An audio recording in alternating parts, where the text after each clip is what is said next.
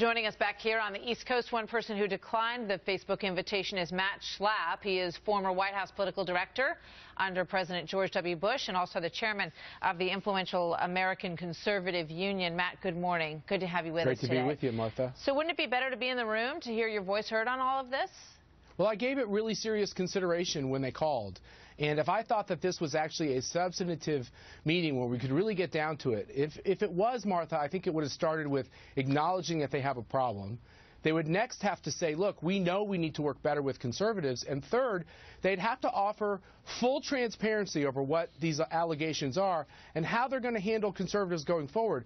Every bit of intel I got about the meeting leading up to the meeting is that Facebook does not believe it has a problem, that they're conducting their own investigation that will find no problems, and that they're going to tell these conservatives, don't worry, what you're reading is wrong. I'm not interested in just being a prop in a meeting. I think it should be a substantive back and forth, and that's what I'd like to encourage after today. All right, so you put out a statement when all of this started to come forward, and it details some of the reasons that you believe what you believe. And let's put that back up. We showed it to our viewers yesterday. You say that the deck is stacked, that CPAC content is egregiously underperforming on Facebook compared to Twitter and other platforms by a factor of 10. You also say the Facebook trending news chief, which is the real issue that is at hand here, is Tom Stocky, and that he has become a maxed-out donor to the Hillary Clinton campaign, and that of the 1,000 political donations from Facebook employees, 80% have gone to liberals. It goes on to say Facebook holds liberal positions on important issues such as privacy, property, and priests. Now, they would say that perhaps all of those things could be true, but that it doesn't make what they're putting into their news trending column unfair.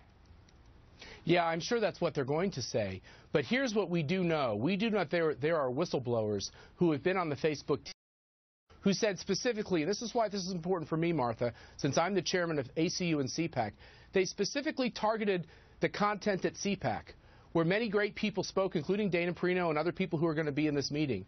And I asked Facebook before CPAC for them to help us, for them to help conservatives use their site, for them to help us figure out how we get our message out. They were uninterested in working in a collaborative way with CPAC and with the conservative community. So I've had this meeting. I've already gotten brushed off by them. I was invited to this meeting because they're in a problem, and they want me to help them with their problem. I'm unwilling to help them get out of this problem until they tell me a few things. They're sorry about what happened, and they're going to give us full transparency on how they're going to handle conservatives going forward. That's where this should start. All right, understood.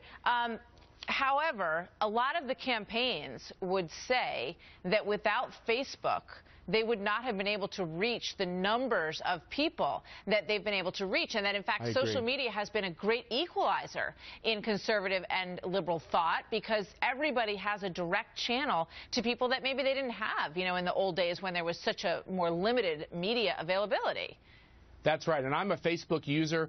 I enjoy sharing photos and looking at the photos and content from my friends. I'm not anti-Facebook. But what's happened over the course of the last week, Martha, for me and for conservatives across this country is when we pick up the Washington Post or the New York Times, we know it's liberal. We still read it a lot of times, but we know the slant. What Facebook has portrayed to their customers is that there's no slant. And I think that that is fraudulent if there actually is a slant. So what they need to do is just be transparent. They are a lefty organization by their political giving. If they're going to be a lefty organization and left-wing according to their news feeds and how they cover events in society, that's okay. They just have to tell us that's what they are. They don't get to occupy both spaces at the same time. Yeah, I mean, you make a good point, because we're talking about the trending area.